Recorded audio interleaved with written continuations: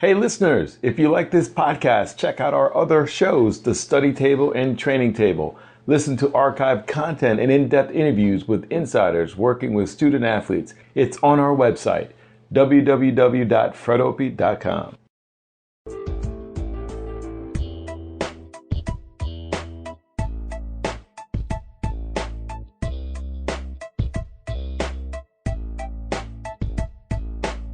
Welcome to the Dinner Table, a discussion with food as a lens into cultures and societies. I'm your host, Fred Opie.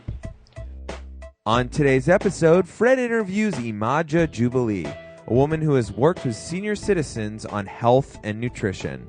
Miss Jubilee discusses the role the church plays in promoting soul food, how diets have remained the same through generations while physical activity has changed, and trying to break the cycle of obesity in her own family. Enjoy the show. This is how we deal with the emotional side of health. Because I think we as African American people, we do not look at life holistically and how it's interrelated. The food is just one thing, just a piece of it. And most of the time there is something else going on which causes food addictions. And in our community right now, if you look at the level of obesity, I really do think that part of it is, with the way the sedentary lives that we lead now, and with all the computers and things that kids have, you see the obesity rate is amongst the kids. And two, I really do feel like churches promote unhealthy living practice. Because of the food, they never change the style of food. A church is a big part of the African American community. The church has the power to take the congregation and mold it and take it in a whole, spirituality is not just going to church on Sundays. The church promoted health holistically, dealing with the food when they serve the food. And some churches do. If they promoted that, there would be a much healthier community. They could provide programs, people that are members for the membership, and to promote healthy wellness programs. So there'd be total wellness. It wouldn't just be one-on-one emphasis. When you go to church, some of the African-American churches, some of the ladies are just so huge. I was one of them.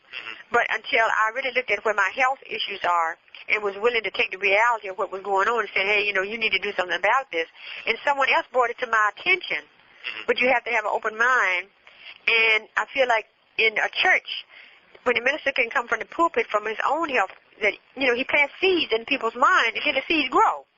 And push it out into the ministries of the church. And you don't see that happening right now, you're saying? I don't see that happening in all churches. I really don't. I think they do some. I used to run a program in Virginia I used to work for the Virginia Department of Health. And part of my job was a health educator, and I went into the African-American churches to educate them on movement, on physical activity, and nutrition. What were your experiences? Go ahead. That was really good because I taught praise exercise. And I had a component of the program where nutritionists come in, and I would go to these churches with seniors and with the youth and do a group once a week. I had like 6 churches that I visited at one particular time.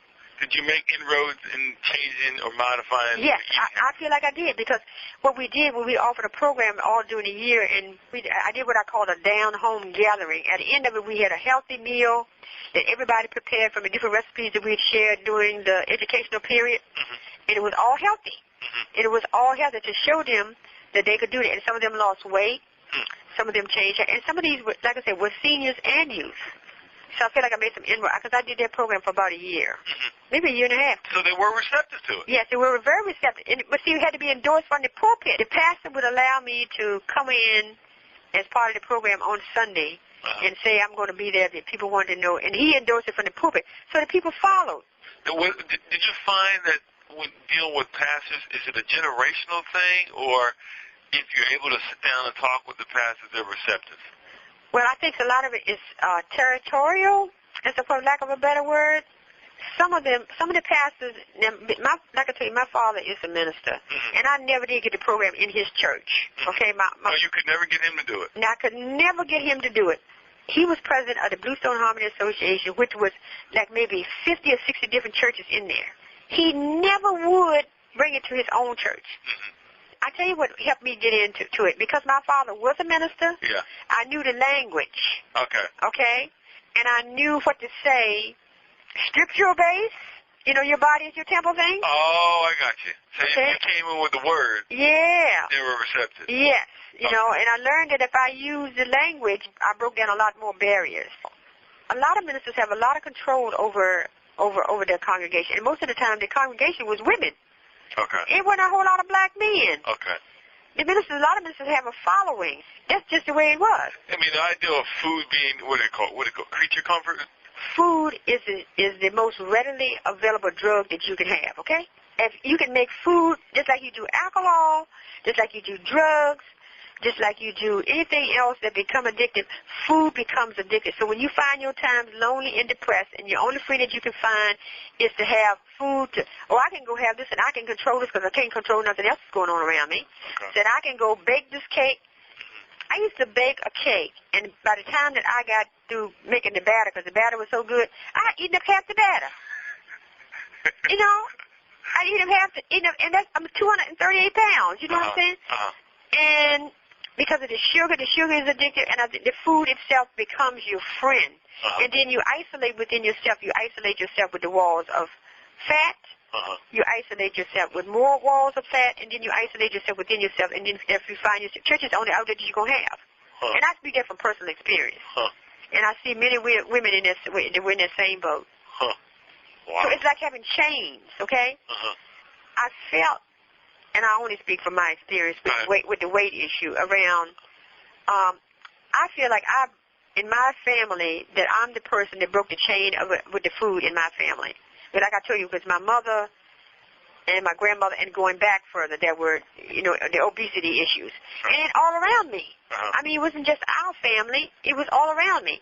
And so there was power in control to somebody come and tell you. Maybe the only compliment you got was, you cooked a good pie. Okay. Oh, you baked a nice Sunday meal the other day. So-and-so had cooked such and such a thing. That was all the positive things that you got. So you learn, okay, you cooking, you eating at the same time, and then you're cooking, you're eating some more, and a lot of times it's the only compliment that you get. It's from the food, and then it becomes a part of, okay, this is how I'm going to get what I need to build my self-esteem, which is an unhealthy way to do it, is the compliments from that. But yet at the same time, your self-esteem is very, very low on the inside. And I only speak that from personal experience. And then you have to learn other tools to be able to do it. And I saw that in my family, generation after generation after generation, with the food. The food is addictive. That the cooking and the food is a way of getting kudos. Yes. So people gravitate to it and start becoming associated with it, and that's the positive or the strokes that they get. Yes, it is. And see, that whole socialization process around food, you have to really look at the whole socialization process around food. I mean, it's a process. I mean, and it takes, if Nana was in, my husband's mother, who's 92, she tells great stories about, because she was a good cook, and from, like I told you, from Painter, Virginia. And she has all these stories she tells about how the breakfasts and the dinners, and because I think that's all the strokes that she got is growing up was being the cook, And I know my mother, and I know my grandmother. I mean, she raised 10, 11 children. My other grandma had 15, 16 kids. I mean, they had large families. It wasn't like 2 or 3 kids, and you cooked. It wasn't always a balanced meal. And whatever you could find to make a meal out of, my mother used to always pride herself out of being able to make a meal out of nothing, she would say. And that was a lot of starch. Beans was a staple in that, and greens, when it fall at different times of the year, right? Or whatever she had canned up. But the volumes of it, that's where the food addiction comes in, eating more and more and more, and then going back late at night with all them desserts that she fixed up. I mean, it's all a process. And I think that in the community that we have now, in the African American community, when I look at the rate of obesity in the community, I think it takes a combination of things in order to clear up some of the, even with the health issues, it has to be a full spectrum operation or program that's going to address all different kinds of areas, not just one area, not just the physical part, because it's more than about the physical. It's emotional nourishment you're substituting. Okay. Do you see a difference with, your children, your husband, still the younger generation? A big difference, or just eating the same traditions? My daughter is obese. And I think, I know my husband has changed his eating habits since he eats soul food every now and then, but he don't eat it as much because I don't cook it. And when he goes out, he may have something extra, or he go away on a vacation. He tell me, look, I ate soul food all week. I came back, I gained 5 to 7 pounds. I think that a lot of the people that I've come in contact with, they eat on and off of it. You know, they go through spells with it. You know, like I may eat this now and I may not eat that later on. Or I know my girlfriends, and I had a girlfriend that died. She got so obese that she died because she had the bariatric surgery. It's to have a that bypass surgery. Yeah. She died because she was so obese and could not get the food under control. She died maybe a year and a half ago as a result. And her mother's obese, and then her sister. And then she had a niece.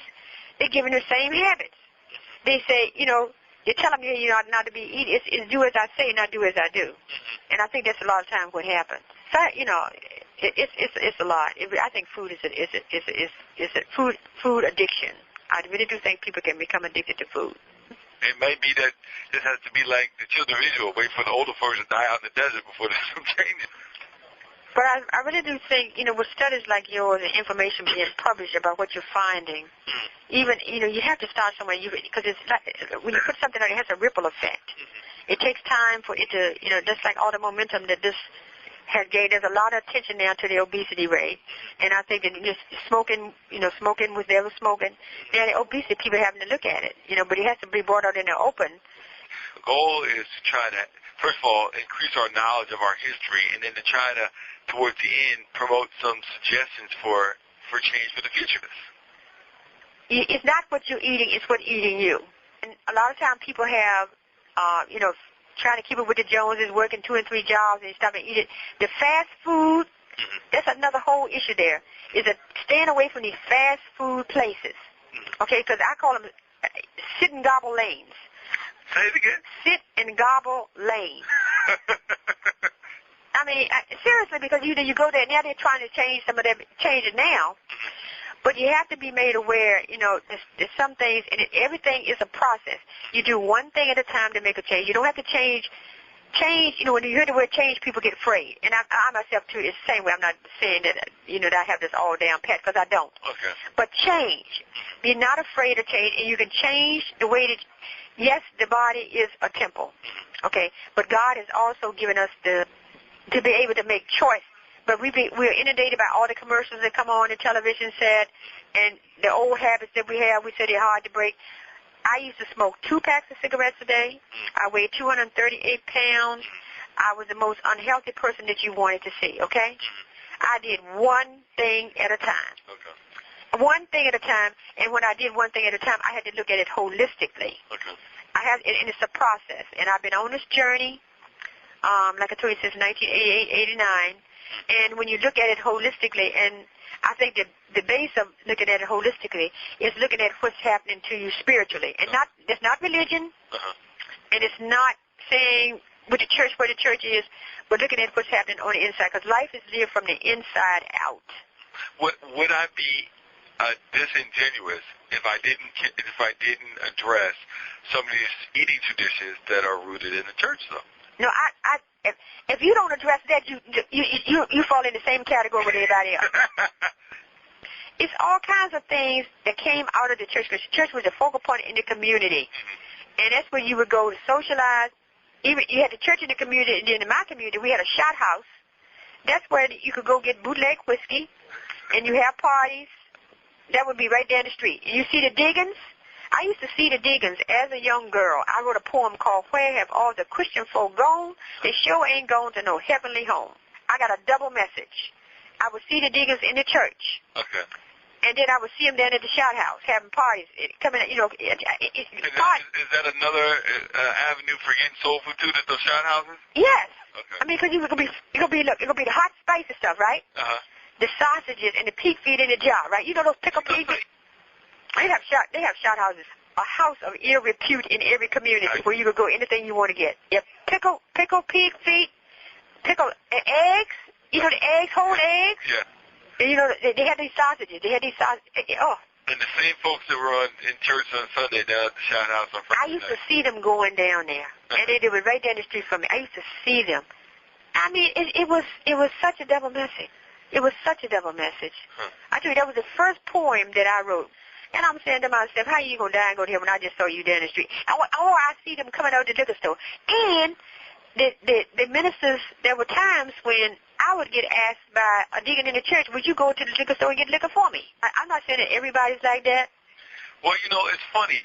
When I've interviewed people and asked them, what have you seen make the biggest inroad in changing diets of people you know or yourself? Almost all of them have said the Nation of Islam. Not that they became members, but the message made a lot of people give up pork. Now, a lot of people were sympathizers of the Nation, particularly during the 70s, and it changed their eating habits. Not significantly, but certainly got rid of that pork. But see, in the South, it wasn't that big a thing. You know what I'm saying? Yeah. Where I was from, I mean, I never heard of a whole lot of stuff until I moved to Richmond. Yeah. You understand what I'm saying? In the community where I live, everybody was Baptist. Yeah, it's an urban thing. I think the Nation is mostly urban movement. Yeah. We'll be right back. For more interviews and related content, you can find us on iTunes, Stitcher, and other podcast distributors. Also, check out our website at www.fredopie.com. Ask questions on Facebook at Frederick Douglass Opie and on Twitter at Dr. Fred D. Opie. For information about advertising on the show, please email us at fdopie@gmail.com. That's fdopie@gmail.com. Hey folks, thanks for listening to this show. If you enjoy the Dinner Table with Fred Opie, please take a moment to spread the word by reviewing the podcast on iTunes. If you're enjoying this particular episode, check out the show with Dr. Alvina Moody Fulton, the Queen of Nutrition. It's available on the Dinner Table show page, and here's a clip. I became a vegetarian before, and I mean complete vegetarian. And I can give you a diet if you come to me and need a diet. I can give you a diet that will include some animal products if you want them or think you need them. But I would always say, don't fry them. Don't fill them full of grease. Bake them or boil them naturally. And so this book, Vegetarianism, Facts or Myth, is one of the books that I wrote many years ago. And then this one here, Kitchen Bible. This book, the booklet was written in you'll see it if you get a copy. It's written December 11th, 1964. And it tells you about cooking. We overcook our food. And one of the reasons we need enzymes and need to go on a fast is we cook our food to death and there's no life in it. Timetable for how to cook your food. Some of us don't know how long to cook what food. We just cook it and overcook it. Anything cooked, no matter what it is, over 120 degrees Fahrenheit will have no life in it. It's the same. You can take peas or beans and corn and plant them. If you don't cook them, they will grow. But if you cook them, there's no life in them and they won't grow. So it will do something to the life in your body. That's what I'd like to explain to you about cooked food. Now back to the show. What else? Is there a class issue that needs to be dealt with? Do you see this as typically working class people that are eating like this, or all of us?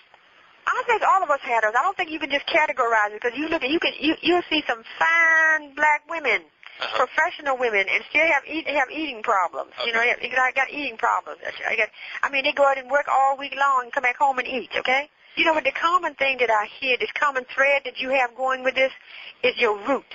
Okay. And part of what you are addressing is about the roots. Okay. Of where all of this stuff has come from, and it's moved geographically. You know, from the south to the north, and I think that has nothing to do with it, because you know your roots are from the south, and you're from southern traditions. Okay. When I grew up on Sundays with my mother, I just remember coming home and smell of fried chicken coming to the house, and collard greens and black-eyed peas and rice on New Year's Eve. So we did all the same thing. Yeah, I mean, and she brought those traditions with her. I mean, and my mom actually was born here, but my grandmother's from Windsor, North Carolina on one side, the other side of the family so it's just from Cloverdale. Right. So it's still the roots. Yeah. It's still from the roots. I mean, certainly consistent. And I mean, one thing I heard you say is that, you know, even professional women are still eating that way. Yes. Are you on the conviction now that soul food really just is not a healthy way to eat? Well, I really, like I said before, I think it goes back to the way that you, now I wouldn't say that, the way that you prepare it. Okay. And that you can eat it in moderation. Okay. But you don't make it an everyday thing of having ham and biscuits every day. Okay. You have to, you have to allow, because I don't think you should deprive yourself. Okay. But you just eat it on, I go through periods where, I might have to have a little taste of this, a little taste of that. Mm-hmm. But basically I know that I can never eat that way again. Mm-hmm. But at the same time, it's a mind thing. It's discipline. Mm-hmm. And I've incorporated, I think, the exercise piece. I exercise. I go to the gym twice a week. Mm-hmm. And for me, that's been a process as well. And I walk. The days that I don't go to the gym, I walk. I do 45 to 60 minutes worth of cardio on the days that I walk. And see, people have to learn that they have to. It's multifaceted. You have to eat, change your modification, your diet, drink water, whatever, and put the exercise piece in, and you'll be able to eat the other stuff a little bit more. But also, I think you also have to look at, again, go back to your family and look at where their health issues are. Because when I think about my grandmother, look at the health. Okay. Look at the health problems. My grandmother was a diabetic, and my mom and them used to bring her candy. Because she liked that, what kind of, it's called peanut brittle. It used to be called peanut brittle. I know what you're talking about. And she loved that peanut butter, and they would buy it and bring it to her, knowing that she was a diabetic. But she was addicted to the sugar. Now, what about these folks that I interview and they say, well, my grandfather, he lived to be 106, and my other grandmother, she lived to be 92. I mean, what do you say to people like that when they say, this is what some people will tell me. There's nothing wrong with where we ate. We just don't add all that pesticides in like we do now. But there's nothing. They ate like that, and they lived to be over 100. Well, I think they're sticking their head in the sand. Because you have to be realistic. You have to be realistic about, when you got a lot of health problems, if you have high blood pressure, you could have a stroke in a minute that puts you at risk. Mm-hmm. And I see a lot of the seniors here, because of the high salt content that they were eating, I would say to you, because we have high blood pressure screenings once a week, every week, we have saved so many lives from stroke. Oh, wow. You understand what I'm saying? The salt content, we just eat a lot of salt. And I would say that a lot of people, if they don't face the whole issue about what their parents had, because that's what I look at, looking at what your parents had, looking at what did they die of. Just because they had it, you don't have to buy into that piece of it. Yes, something is going to kill you, and yes, they may have lived a little bit longer, but you don't know. You don't know. You never know when you're going to die. True, but you still can you feel better. You function better in life when you take care of yourself holistically. You just have a sense of who you are, where you are, and what you are about. I think it just empowers you. What do you think of this medical doctor I interviewed, I guess last week he said the problem, just like you said, you guys are talking in accord about the movement thing, first of all. He said that, we used to walk a lot more, we used to do a whole lot more as far as physical movement. The second thing he said is, I think the problem is that junk food has hijacked soul food. And fast food. You forget the fast food. Sit and gobble lanes. I think I might have to create a chapter called Gobblings. Yes, sit and gobble lanes. It's called that's my word for it, sit and gobble lanes, right? And you mean by that is that we're just eating too much or eating too much fast food? Well, if you notice what fast foods in Nashville, there's a place in Nashville, there was Wendy's, there was McDonald's, there was Hardee's, there was all the fast food chains. You can go down a chain in any city. If you go to any major city, you're going to find all the fast food chains. You just have to decide, Burger King, which one you're going to eat at, right? Okay. That's why I call it sit and gobble lane. Okay. It's sit and gobble lane because you can make a stop over here and eat a hamburger over here. You can go to McDonald's and get their fries. So you sit there, you eat that, you gobble, you move on to the next one. That's why I came up with that term, sit and gobble lane. I listened back to one of my interviews, I think, yesterday, and the person's argument on the tape was that we eat much more now, and we have access to much more. She said as a child, we had my two sisters and my grandparents and my parents. So there wasn't no seconds. Well, I can't say that as far as my family, because we raised everything we had. So you all had abundance. Oh, yeah, we had, and we shared, we had enough for us and shared with other people. Mm-hmm. That's where my mother was. She cared for herself and everybody else, right? Mm-hmm. We had. But I also think, too, like the part about not being active. Mm-hmm. Now, you think that's a bigger factor more so than the fat content and salt factor? No. I think the equal is important because, yes, my grandmother and my grandmother was raised on a farm, and they worked up from sun up to sundown. Okay. You know, they were in the fields. They raised corn. They had cotton. They raised all kinds of things on the farm. They raised all kinds of things, and they worked, and then they come home and cook and did all of that. Okay, but that's still they had those health problems. They didn't go to the doctor. You know what I'm saying? Okay. They didn't have the money to go to the doctor with. It's like the screenings and the Yeah, blood pressure. no.